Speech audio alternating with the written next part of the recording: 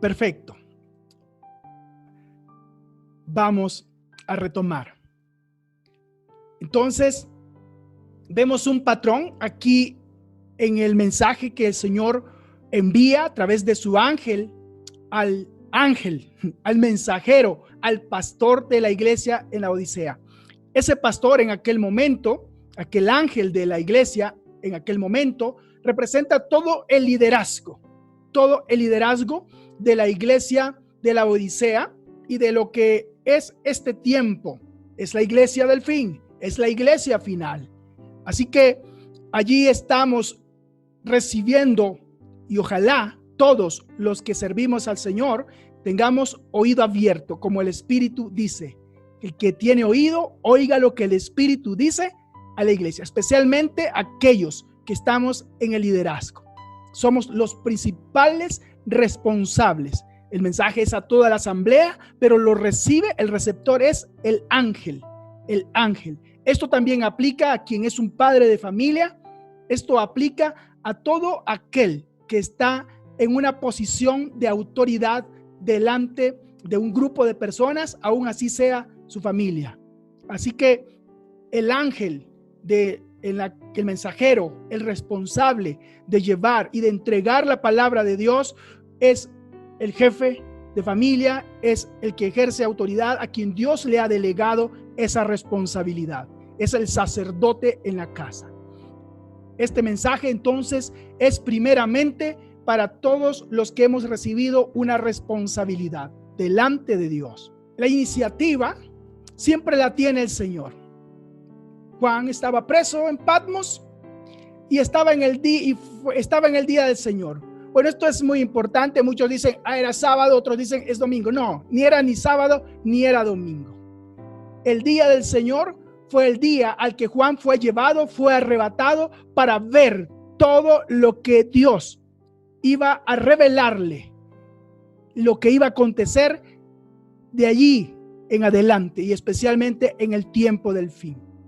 Entonces, lo primero que Juan recibe como una revelación es una revelación de Jesucristo y es el mensaje enviado a través del ángel al líder de aquella iglesia.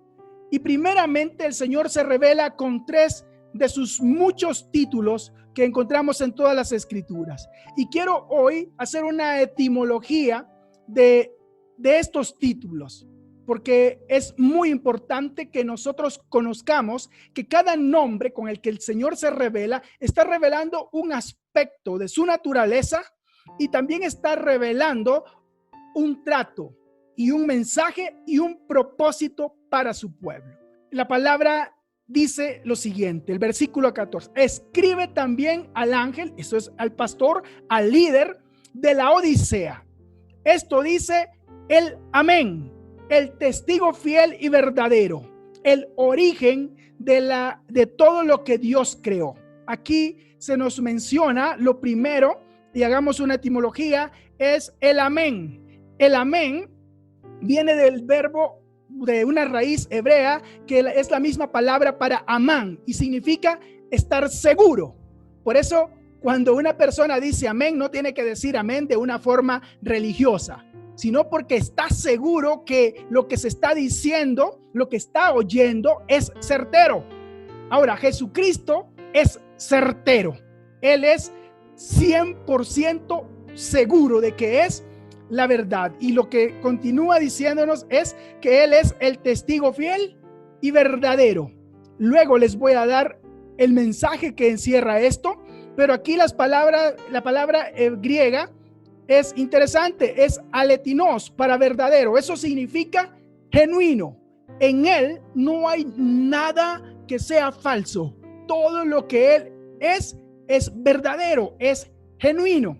Y también Él es el principio de la creación de Dios. Es el arjé, es el origen, el que da origen a todo lo creado. Recordemos que Bereshit es una palabra compuesta, Be, que significa casa, y Reshit, que es el principal. Pero ese Reshit no solo es el que habita la casa, que es el dueño de la casa, sino que es el que dio origen a todo. Y es lo que Pablo nos dice también en Colosenses capítulo 1 del versículo 15 en adelante para los que toman nota. Él es el principio, es el origen de la creación de Dios. Esto, al final, les daré una etimología, el mensaje etimológico que encontramos en estas palabras, el verdadero significado. Hay otra revelación y es lo que se nos dice en el versículo 15. En versículo 15 se nos dice que Él conoce tus obras. Le está diciendo a la iglesia, yo conozco tus obras. Se nos está dando una revelación de su omnisciencia, de que Él es conocedor de todo. Y quiero que sepan esto, yo sé todo lo que haces. Eso es lo que le está diciendo, yo sé todo lo que haces. Sé que no eres ni frío ni caliente. Ojalá fueres lo uno o lo otro, fueres frío o fueres caliente. Ahora, esto es un atributo de Dios. David lo conoció perfectamente. En el Salmo 139, versículo 1 y 2, y también el 6, leemos lo siguiente. Oh Jehová, tú me has examinado y conocido. El 2 dice, tú has conocido mi sentarme y mi levantarme. Has entendido desde lejos mis pensamientos. Escuchen, no solo ve por dónde vamos, aun cuando estamos quietos, cuando estamos activos y cuando estamos quietos, sino que puede ver nuestros pensamientos. Y el Señor Jesús demostró ante los fariseos que Él conocía los pensamientos y las intenciones del corazón. ¿Se acuerdan? Muchas veces Él conoció cuando le llevaron a aquel paralítico y Él lo perdonó. Los fariseos estaban murmurando, hablando en calladito, en voz baja, pero el Señor estaba conociendo sus pensamientos y su corazón. Lo mismo pasó en la casa de Simón el fariseo y en muchas ocasiones. El Señor conoce tu pensamiento, mi pensamiento, conoce todo lo que hacemos. Él nos conoce. El versículo 6 dice, tal conocimiento es demasiado maravilloso para mí, alto es y no lo puedo comprender. La mente finita jamás comprenderá el conocimiento que Dios tiene, la capacidad, su atributo, su omnisciencia. Nada de lo que Dios ha creado puede esconderse de Él. Todo está claramente expuesto ante aquel a quien tenemos que rendir cuentas. Vea lo que dice Hebreos capítulo 4, versículo 13. Y no hay cosa creada que no sea manifiesta en su presencia. Antes, bien, todas las cosas están desnudas y abiertas a los ojos de aquel a quien tenemos que dar cuentas. Hay otra revelación de Jesucristo y es que aquí Él se revela como el consejero. Recordemos que el anuncio de su nacimiento ya está dando este atributo del Señor. Dice Isaías 9:6, porque un niño es nacido, hijo nos es dado y el principado sobre su hombro y se llamará su nombre como admirable, consejero, Dios fuerte, Padre eterno, príncipe de paz. Si alguien necesita un consejo y no quiere que ese consejo lo guíe mal, pues ya sabes quién es el consejero. Jesucristo, Él es el consejero. Él en el versículo 18 se está dándole consejo a la iglesia. Luego vamos a analizar estos consejos detenidamente. Hay también una revelación del amor del Señor a través de la disciplina. Él se revela como un padre aquí. Y esto es importante. Hermanos, los que somos padres y los que ejercemos funciones de liderazgo, debemos de saber que esto es parte de la naturaleza del Señor. El Señor corrige a quien ama y como un padre corrige a su hijo favorito. Me encanta lo que dice Hebreos capítulo 12, que es una cita de Proverbios 3:12. Dice, porque el Señor al que ama, disciplina y azota a todo el que recibe por hijo. El amor y la disciplina son dos cualidades del amor paternal de nuestro Dios. Tal vez a ti no te guste, tal vez a la carne no le guste, pero a quien ama, Dios no lo dejará sin corrección y no lo va a dejar sin disciplina. Y si una persona no recibe corrección y disciplina de parte del Señor, sencillamente pues tendrías que poner en duda si eres un hijo de Dios. Ahora, pero el Señor no solo da una revelación de sí mismo, sino que Él también pasa a revelarnos cuál es la condición de la iglesia. Y ahora sí, ojo, porque aquí vamos a entender cuál es la verdadera condición de la iglesia a la que nosotros pertenecemos. Aquí no se trata de esta o aquella denominación. Cuando el Señor está hablando a la Odisea, está hablando a toda su iglesia. Así como cuando habló a Éfeso, a Esmirna, a Tiatira, a Pérgamo, a todas esas iglesias, estaba hablándole a todo su pueblo. La Odisea era una región muy rica y es conocida por muchas cosas que tuvieron su origen allá. Por ejemplo, los famosos abrigos, que cuando hace frío necesitamos uno, fueron inventados allá y hoy vamos a ver un poco de esto. La medicina, especialmente la oftalmología, se originó, tiene su cuna en la Odisea. Además, la Odisea es una ciudad que era altamente rica porque había mucho oro. Pero había un problema en la Odisea. El problema es que la Odisea no tenía fuentes de agua.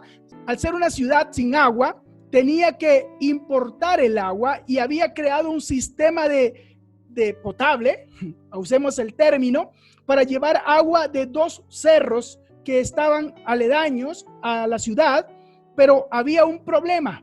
El problema es que una agua era demasiado fría y entonces cuando llegaba a la ciudad no la podían usar. Es como en el páramo de Ecuador, en algunos páramos el agua es extremadamente fría, pero también había otra parte donde había aguas termales con alto contenido de minerales y de azufre. Entonces los ingenieros de aquella ciudad se les ocurrió hacer una mezcla y esa mezcla de agua fría con agua caliente se mezclaba antes de entrar a la ciudad, de tal manera que cuando el agua entraba a la ciudad y la gente lo recibía, era un agua tibia y esa agua tibia era intomable y producía náuseas. Ellos tenían que procesar esa agua por un tiempo para sacar un poco de esos minerales. Ellos tenían un proceso de potabilización del agua ya en aquellos tiempos, pero vean qué curioso.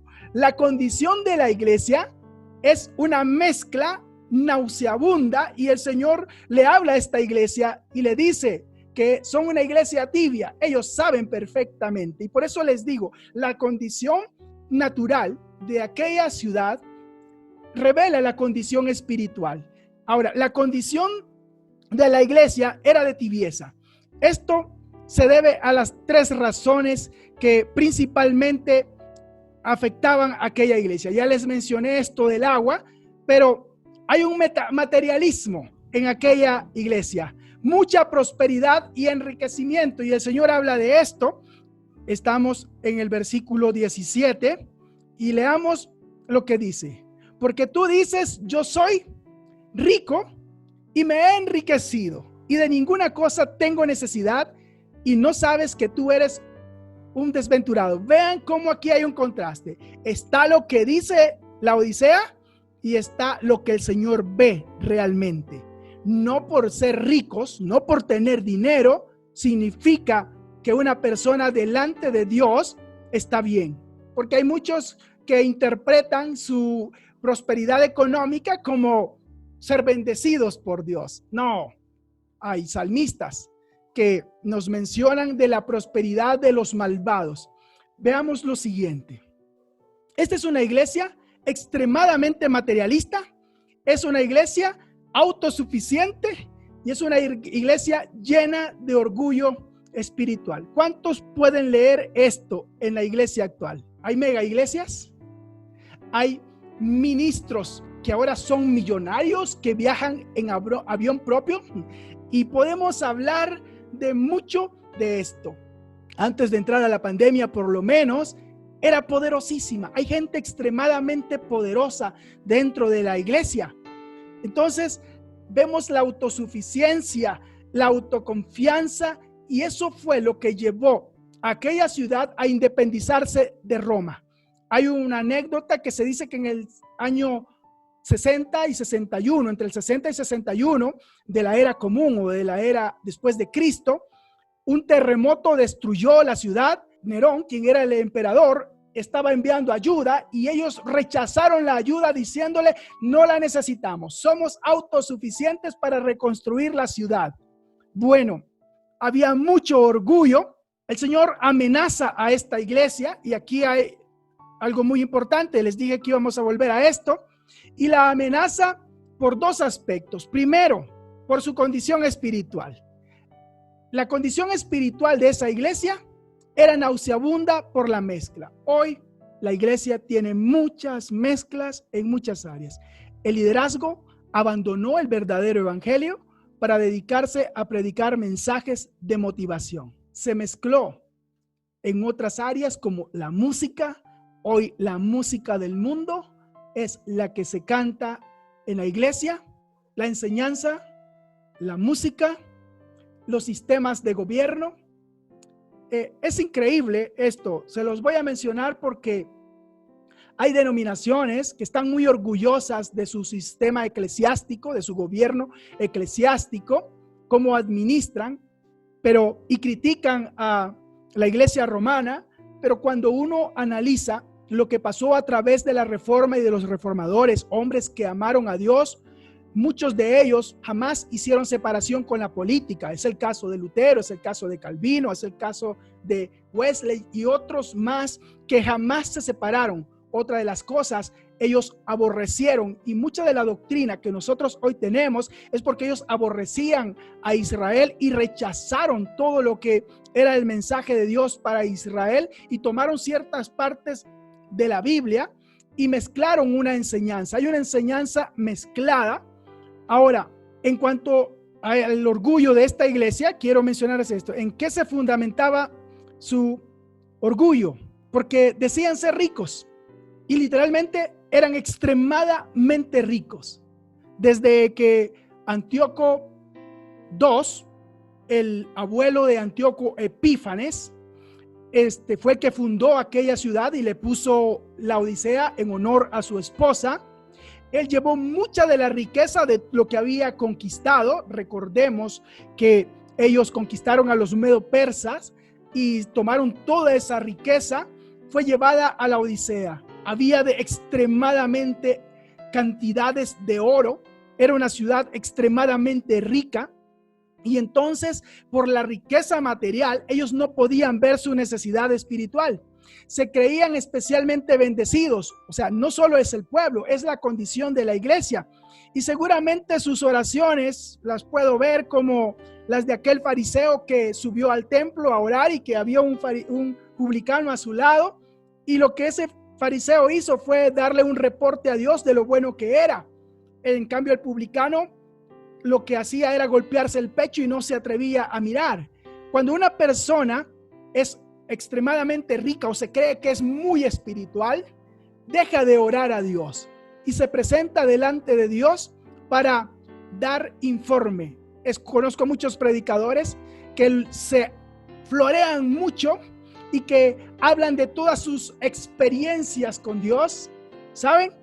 Hace muchos años yo decidí no ser yo el enfoque del mensaje, sino que todo dirigir a todos a Cristo, a ver a Cristo, porque yo solo soy un humano como cualquiera de ustedes y quizás peor que ustedes, pero Jesucristo es perfecto. Yo no voy a ponerme como ejemplo nunca, y si alguien escucha mis mensajes va a notar que yo no uso tal situación, porque yo solo soy un humano.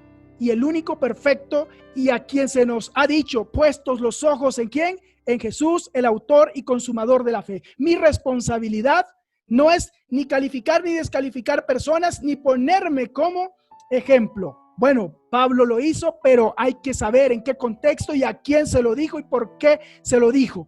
Pero Eso no significa que es una regla general, porque nosotros somos buenos para eso. Leemos un versículo que está aislado y específicamente para una persona o para un grupo de personas y lo generalizamos y pensamos que es para todos. Y especialmente cuando nos gusta lo que ese versículo dice. Pero la Escritura siempre nos invita, tanto en el Antiguo como en el Nuevo Testamento, a mirar, a poner los ojos en el Señor. La verdadera condición de la iglesia es expuesta por el Señor en el versículo 17. Vea lo que dice el Señor. Pero tú dices que eres rico, que te has... Y esto es algo muy interesante porque es un enriquecimiento continuo. Es decir, ellos empezaron a prosperar y no dejaron de prosperar. Seguían prosperando y prosperando. Y eso es lo que la iglesia era también. Supuestamente hoy tenemos mega iglesia. Hasta hay una iglesia que dice tener 1 millón de miembros. Tenemos iglesias que son extremadamente ricas. Pero vean lo que el Señor veía en la Odisea y que es también esta iglesia en el tiempo que vivimos. Las palabras que él usa son tremendos. Se creían muy bendecidos y muy ricos, pero el Señor usa una palabra que en el griego es muy interesante, es telaiporos. Y saben, les pongo un ejemplo, es el mendigo que estaba sentado a la casa del rico, que se llamaba Lázaro. Eso significa una condición totalmente deplorable. Un hombre que no puede valerse a sí mismo. Un hombre que no es capaz de sobrevivir porque ya no tiene fuerzas. No solo es pobre, sino que no tiene fuerzas para trabajar. Se creían autosuficientes y la palabra aquí es eleinos. Es una palabra que está relacionada también con los griegos que eran extremadamente sabios y que creían tener respuesta para todos. Pues hay mucha gente dentro de la iglesia hoy que cree que su doctrina es la única que vale y que los demás no tienen nada. Conozco a muchos que tal vez algunos de ustedes han escuchado que si no pertenecen a ese grupo, pues ya están descalificados. Han perdido su lugar en el reino porque ellos creen que son los únicos autosuficientes y que ellos tienen todo. Es más, hasta Jesucristo tiene que sujetarse a ellos. La otra palabra es que ellos se creían ricos, pero el Señor los llama literalmente tojos. Eso significa mendigos.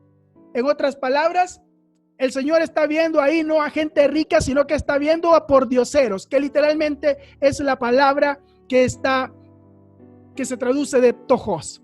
Ahora, creían ser la mejor industria de lana y tener los mejores vestidos y vestirse mejores que todos en el Asia Menor. Pero vean, el Señor les dice que están totalmente desnudos en lo espiritual. Escuchen, no significa que por llevar como los fariseos los mejores trajes, vestirnos con las filacterias y con todo aquello que religiosamente nos haga parecer que estamos bien, significa que estamos bien. ¿Sí? El Señor los ve desnudos y carentes de toda vida espiritual.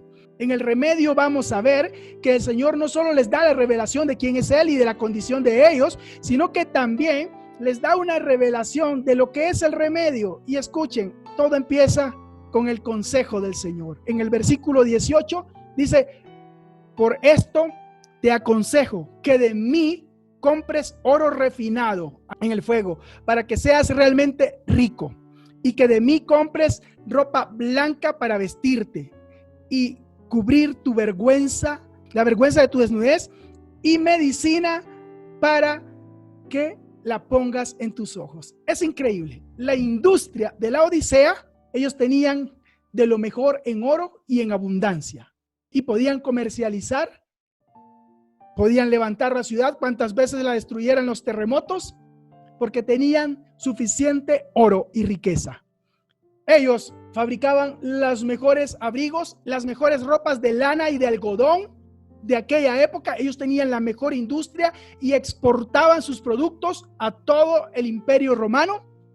Y además de eso, eran los expertos en curar ojos. Hay un colirio famoso que hasta el día de hoy se sabe que quitaba la catarata desde aquellos tiempos. Esto es muy interesante. El Señor viene y les dice: de lo que ustedes están orgullosos, de lo que ustedes dicen ser lo mejores, en realidad el Señor expone y les aconseja y les dice: compren oro de mí. ¿Qué significa? El oro es una representación de la naturaleza divina. Compren de mí. Es decir, lo único que importa es que ustedes puedan tener mi vida en vosotros. Que mi vida, la vida de Cristo, esté en nosotros, es lo único que puede hacer rico a un hombre. Lo material no hace rico a una persona. Bueno, puede comer mejor que otro, vestir mejor que otro, pero puede ser el más miserable de los seres humanos. ¿Cuántos ricos han terminado quitándose la vida porque no saben lo que es tener paz? El Señor dice: se visten con la mejor lana oscura, los famosos abrigos de lana negra. Bueno, yo les voy a dar algo diferente. Pónganse túnicas blancas, que habla de la justicia, de la verdadera justicia de Cristo imputada. Y les dice también: creen tener el mejor colirio, son ciegos. Compren colirio de mí. También todo le está diciendo que compren de él. Esta es una oferta de gracia. El Señor le está diciendo, como le dijo al pueblo de Israel en Isaías 51:1: vengan, todos los que tengan sed, vengan y beban. ¿Sí? Los que no tengan dinero, vengan y consigan trigo de balde y coman, y consigan vino y leche sin pagar nada. El Señor ofrece gratuitamente lo que realmente va a saciar y resolver la verdadera necesidad. Escuchen, ser megas iglesias, tener dinero y tener los mejores edificios no significa que estamos bendecidos espiritualmente. Puede ser todo lo contrario. El Señor nos invita a depender completamente de su gracia, porque solo en su gracia tenemos no solo la salvación, sino también la habilidad para vivir en su voluntad como justos. Una vez justificados, vivir como justos delante de Él. Esta iglesia necesita adquirir 3 cosas: el oro refinado, que nos habla de la naturaleza de Cristo. Además de eso, Él es el proveedor, no hay otro proveedor. Escuchen, la vida que agrada al Padre solo está en Cristo. Nosotros no podemos conseguir una vida agradable delante del Padre separados de Cristo. Y el gran problema de esta iglesia es que no tiene a Cristo dentro, Él está fuera. Entonces, aquí esta iglesia está en un serio problema. Ellos no pueden comprar y no pueden adquirirlo porque no tienen al proveedor. Lo otro que el Señor les invita es a que se pongan vestiduras blancas. Esta es la naturaleza de la justicia de Cristo, que nos ha sido imputadas en el momento en que nacimos de nuevo. Pero una vez que nacimos de nuevo, estamos llamados a justificar que somos hijos de Dios. Una cosa es la justificación, la cual nos es dada gratuitamente. Pero otra cosa es que nuestro andar diario, nuestra relación con Dios y con nuestro prójimo justifique que somos hijos de Dios. Y eso es de lo que tenemos que vestirnos, las acciones justas de los santos. Ese es el lino blanco, es el lino limpio y resplandeciente. Y lo otro que les invita es a que adquieran colirio para tener una verdadera visión espiritual, un verdadero discernimiento espiritual. Eso habla del Espíritu que puede abrir nuestro entendimiento. Aquellos discípulos en el camino de Emaús habían estado con Él, habían oído sus enseñanzas, pero no habían entendido hasta que Él abrió su entendimiento. Escuchen, mucha doctrina no significa que la persona tenga una revelación de Cristo. La doctrina puede ser solo información. Una revelación de Cristo solo se da cuando el Espíritu de Dios abre nuestros ojos para ver y para que nosotros podamos conocerlo. Ahora, en Efesios capítulo 1, versículo 17, leemos algo extraordinario. Es maravilloso. Dice lo siguiente, y lo voy a leer de la Biblia textual: para que el Dios de nuestro Señor Jesús, el Mesías, el Padre de la gloria, os dé, escuchen, espíritu de sabiduría y de ¿qué más? Y de revelación en el conocimiento pleno de Él. Esto no se adquiere en las escuelas teológicas no se adquieren en los institutos bíblicos. No importa cuántos doctorados podamos sacar. La única forma de conocer al Señor y de tener una verdadera revelación es que el Espíritu de Dios, el Espíritu de sabiduría, nos revele a Cristo y nos dé un pleno conocimiento de Él. Y continúa diciendo, iluminados los ojos, ¿de dónde? Del corazón. Escuchen, porque es aquí donde Dios quiere llegar y habitar. Dame, hijo mío, tu corazón y miren tus ojos por mis caminos, para saber cuál es la esperanza de su llamamiento y cuál las riquezas de la gloria de su herencia en los santos. Escuchen, las riquezas terrenales y temporales no son las riquezas más importantes. Si Dios nos bendice, perfecto, y disfrutemos mientras podamos de todo lo que Dios nos ha dado, porque este cuerpo se acabará y lo que hayamos logrado se quedará allí. ¿Quién sabe quién y qué hará con ello? Ahora que hay salud, disfrutemos de lo que Dios pone en nuestras manos. Pero esa no es la verdadera riqueza. La verdadera riqueza es la herencia, y la herencia es con los santos y es a través de Cristo y en Cristo. Esa es la verdadera riqueza. Por eso el Señor desafió a aquellos en sus días, diciéndole: haceos tesoros en los cielos. La corrección del Señor se expresa tres razones. La disciplina, como les dije, la disciplina es una obligación y una expresión del amor divino. Si Dios te ama, no te dejará sin disciplina. Escuchen el padre que dice: yo amo a mi hijo, por eso no lo corrijo. Lo odia, no lo ama, lo odia y lo está entregando a la rebeldía. El propósito de la disciplina es hacer volver al camino. Eso es la disciplina. Y esto inmediatamente, por eso el Señor les invita, en el versículo 19, los invita ¿a qué? Al arrepentimiento. Y al arrepentimiento inmediato. La palabra hebrea es muy interesante porque nos dice teshuva. ¿Qué significa? Hacer un alto en el camino, porque reconocemos que estamos en el camino equivocado. Y la palabra griega metanoia es también interesante y se complementan, porque no solo es hacer un alto, sino que es dar la vuelta y regresarnos al camino correcto. A la iglesia de la Odisea, después de revelarle su condición, él le dice: el remedio está en esto, en que compres de mí, y para que compres de mí tienes que volverte a mí, y el camino de vuelta a mí es el arrepentimiento. Y vean la promesa del Señor. He aquí, en el versículo 20, aquí el Señor se presenta como un peregrino. Esto es triste, pero habla de la misericordia de Dios. Lo han dejado sin su casa, que es la iglesia, porque se ha convertido su casa como en su primera venida. También para su segunda venida, la casa de él se ha convertido en una cueva de ladrones.